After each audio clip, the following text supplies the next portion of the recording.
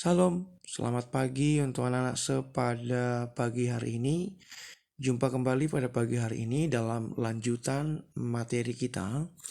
Adapun yang menjadi materi kita pada pagi hari ini adalah hidup yang dipimpin oleh Roh. Materi ini merupakan materi lanjutan dari materi minggu yang lalu, pembekalan dan tentunya konsep-konsep bagaimana Roh Kudus sebagai pribadi itu memang memberikan tuntunan pimpinan kepada kita dalam kehidupan. Kalau kita lihat foto ini adalah gambar dari Robert Walter Monginsidi. Siapa yang tidak mengenal dengan pahlawan nasional ini? Nah, ia adalah seorang pemuda yang sangat pemberani dan memiliki rasa nasionalisme dan patriotisme yang tinggi terhadap NKRI. Bayangkan dia masih muda, masih zamannya belia, tetapi sudah memikirkan tentang apa yang menjadi kontribusi dan sumbangsinya kepada negeri.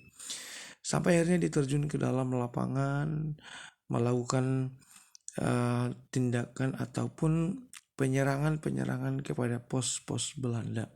Akhirnya dia menjadi sosok dan figur yang sangat disegani dan takuti, karena kalau dia menyerang selalu meninggalkan kerugian yang besar kepada pihak-pihak Belanda. Dan suatu ketika Robert dibujuk untuk bekerja sama, dan akhirnya dia ditangkap.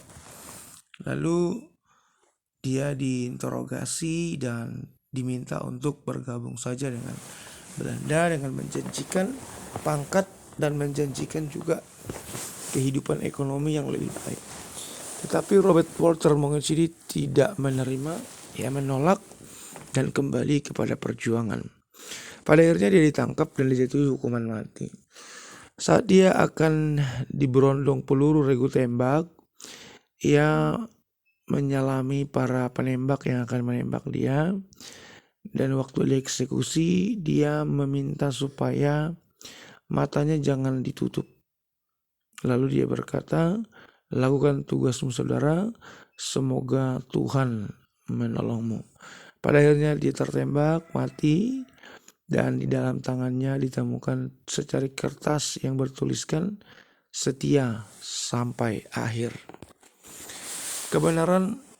Keberanian Monginsidi, ia tenang meskipun maut sudah di depan mata. Ia menyuruh regu tembak untuk melaksanakan tugasnya. Sikap ini merupakan sebuah keberanian yang luar biasa, dan tentu intervensi Roh Kudus yang luar biasa, sehingga tidak memandang bahwa kematian itu adalah persoalan dan masalah. Ia memiliki keteguhan hati. Saat dieksekusi, tangan kirinya memegang Alkitab dengan secari kertas yang berisikan setia sampai mati. Peranan roh dalam kehidupan kita.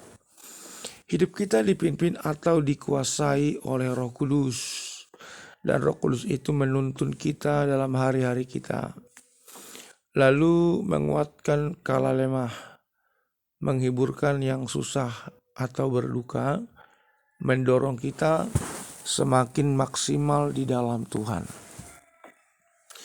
Tokoh reformasi gereja yang dicatat oleh sejarah gereja adalah Martin Luther, 1517. Ia awalnya adalah seorang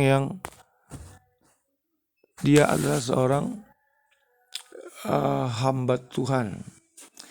Gereja menolak ajaran Luther saat Luther mulai menyerang gereja dengan dalilnya, karena menurut Luther gereja telah melakukan kesalahan yang fatal, yaitu mengajarkan yang tidak benar atau palsu, sesat. Gereja pada waktu itu menjual surat pengampunan dosa guna mengumpulkan dana untuk membangun gereja di Roma. Luther lalu melihat ini adalah hal yang sangat-sangat lain. Lalu dia mengeluarkan 95 dalil keberatan, lalu tempel di Sekutu Gereja Wittenberg, Jerman.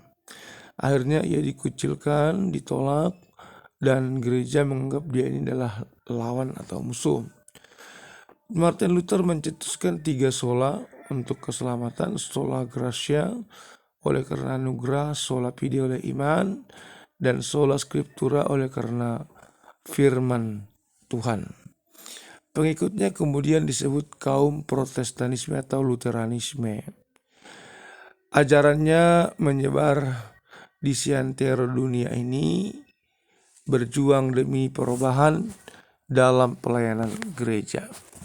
Hidup sebagai anak-anak Allah dalam Yohanes 1 ayat 12, kita diberinya kuasa untuk menjadi anak-anak Allah. Kita diberikan kuasa menjadi anak Allah, dan anak Allah tentu memiliki standarnya Allah. Jadilah garam dan terang dunia, dan sebagai anak Allah, jadilah saluran berkat. Baik, kesimpulan kita pada hari ini adalah hiduplah dalam kekudusan. Ya, karena kita dipisahkan dari segala hal yang jahat di dunia untuk misi tertentu di dalam kebenaran. Wujudkan hidup kudus di tengah masyarakat. Hidup yang dipimpin oleh Roh Allah adalah hidup yang bebas dari ketakutan.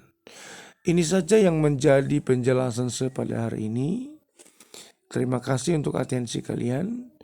Tugas praktikum adalah menyanyikan lagu rohani, divideokan dengan menggunakan baju seragam sekolah yang resmi, lalu mengirimnya kepada paling lambat tanggal 20, semua sudah clear.